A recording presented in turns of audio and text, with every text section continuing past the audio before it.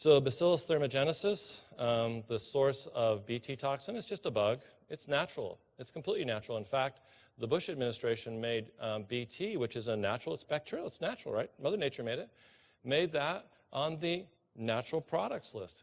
You can be organic and have BT and BT toxin. So what about BT toxin? It's called cry, makes me want to cry. So cry toxin is this thing that's designed to basically puncture the intestinal tract lining, break down the intestinal barrier. So now you have defects within the intestinal tract lining. How many of you think you have a kid with leaky gut? Okay, you're getting exposed more likely to cry toxin than you realize. And one of the reasons you have leaky gut and resultant inflammatory bowel disease that maybe doesn't just need anti-inflammatories, but a change in the exposure to these environmental chemicals, because this is what happens. So these are microvilli, and the red stuff is cry toxin attached to the microvilli and breaking through, and you can see the red stuff is actually broken through the epithelial border, is inside the intestinal wall. That's the cry toxin. You want to have that for breakfast, lunch, and dinner every day? And you wonder why your kids have belly aches and why changing the probiotic that you're on or putting them on antibiotics doesn't make them necessarily feel better. Until you resolve this issue, you're not going to get that better. So this is a great cartoon to help you remember that.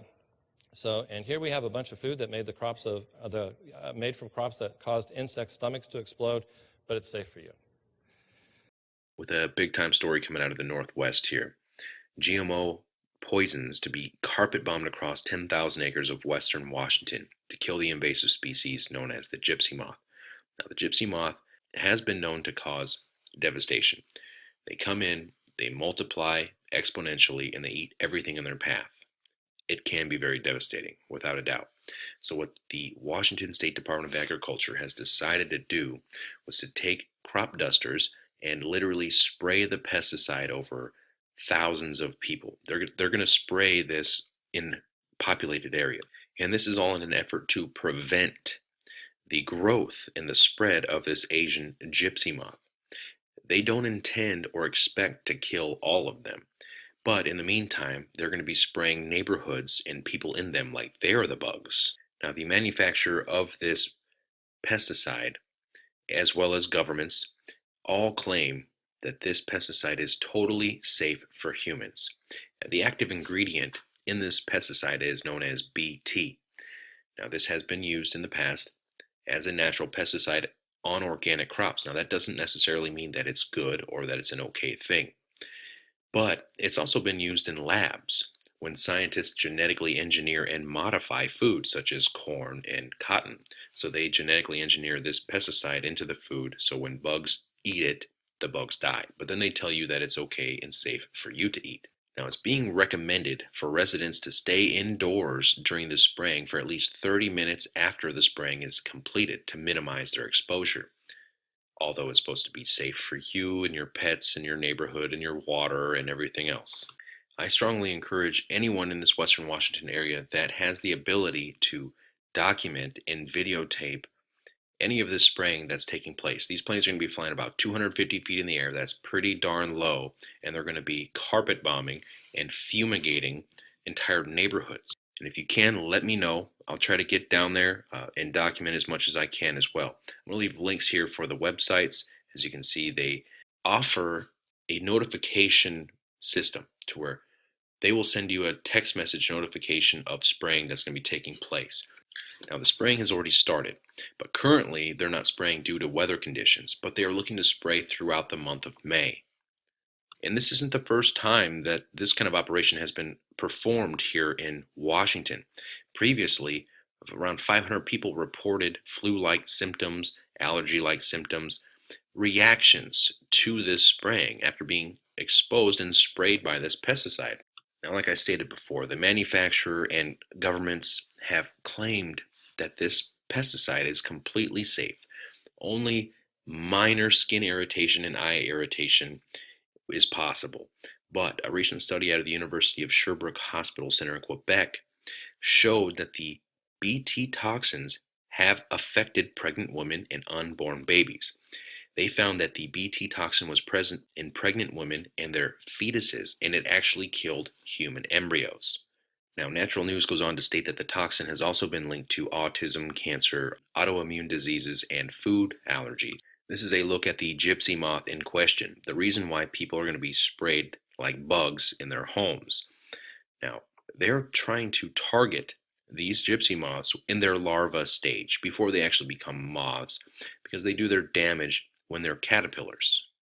Now, it appears that the Washington State Department of Agriculture has recently fired back at Natural News and probably other publications, coming out stating that their gypsy moth treatments do not contain GMOs. Flat out. They're saying that it is not a Monsanto product at all. It's a 4A, 4.8B made by Valent Biosciences, and it's approved by the USDA's National Organic Programs. And this pesticide is used on organic agriculture up into and including the day of harvest. And they go on to reiterate how it is completely safe for humans. It is non-toxic to you, your pet bird, your pet fish, or honeybees. Now, they were very quick to point out that they were not using Monsanto's BT toxin, which has been shown in studies that it does kill human embryos. But they are still using that same BT toxin as the pesticide, right? And as you can see here, it is actually classified as an insecticide, and the active ingredient BT. You see, the thing is, the governments and the manufacturers want to claim that this BT insecticide or pesticide is safe. But the thing is, there hasn't been any short-term or long-term studies to prove that. In fact, the only studies that I really see here is that it is actually damaging, and that doesn't surprise me. Of course, it's a pesticide. It's a toxin. This study that was accomplished here showed evidence that this pesticide, the BT toxin, damaged not only bone marrow, but blood cells, specifically red blood cells. And each pretty little moth here represents an area that's being or going to be sprayed with this pesticide here in the Seattle area. And I'm going to leave a link here for all of the areas. You can come through and see if you are potentially in this area that's going to be sprayed. For example here, one of the proposed gypsy moth spray areas is right here in Capitol Hill. This is a populated area. As you can see, people's homes, they are going to spray this whole area with pesticides while they assure you that it's safe and effective. Remember, cigarettes used to be considered safe at one point. I'll even provide a link here for this white paper that was written by a PhD in regards to the adverse health consequences following aerial spraying with this BT pesticide. Now, we know that corporations and governments have often skewed science, such as Big Pharma. They hire their own scientists, pay them off, and produce their own results that we're supposed to just believe that is safe. Then they get rubber stamped by the EPA, the FDA, the USDA, whoever the regulatory agency is. They just rubber stamp it and they just call it good.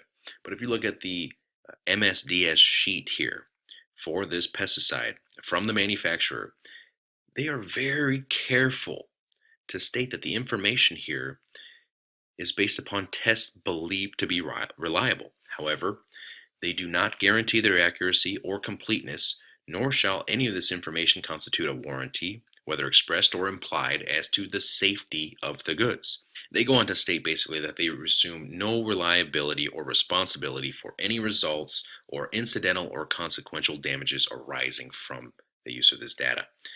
So they are very careful to cover their own rear ends here as they go on to tell you that of course it's safe. Go ahead and spray everyone with it. Now, I had seen in the link earlier, they stated that their own employees get sprayed by this stuff, that they willingly go out while the airplanes are spraying so that they can observe, and they get sprayed and everything's just fine. Don't put it past agencies or corporations to put their own people in harm's way just to try to fool and convince the masses. This last link here that I'm going to leave is extremely good. It's important. You need to come through here if this interests you and check all this out, because they have compiled everything in a chronological order of the usage of this aerosol pesticide spray and its effects with people. For example, in 1991, French scientists called for a ban on BT containing pesticides after finding that inhaled spores cause lung inflammation. And it goes on from there. Now, these programs have been accomplished in multiple different countries. Some countries have gone out and stopped spraying, but right now they're continuing to spray here in Washington. They're going to be spraying this summer in Minnesota and probably in multiple other areas. And all kinds of different health effects have been reported. People have been taken to the hospital. Hundreds of people have reported symptoms. A lot of it targets your gastrointestinal tract, so that your immune system, basically your organs, your intestines, as well as lung, skin, and eye irritation, abdominal cramps, vomiting, diarrhea, blood, drop in blood pressure, on and on. I mean, this is a lot of information here, as well as it's had an impact on the environment. They have seen decreases in bird and insect populations in the areas that have been sprayed. Dead fish were turning up. Now, they state that these spores can travel between 1 and 12 miles outside of the spray zone depending on the weather. So that's currently probably why they're not spraying right now in Washington, but it has happened before. They have also found spores inside of buildings, sealed buildings. So that means whether you're in a school or your home or the library, there's still potential for this toxin to enter that building. I'm going to leave links for all this. If you guys have any more information or get any footage, or if you feel any effects, if you're in this area and you get sprayed and something takes place, let me know and we will get that information out there. As a reminder, Real Talk Live every Friday night at 8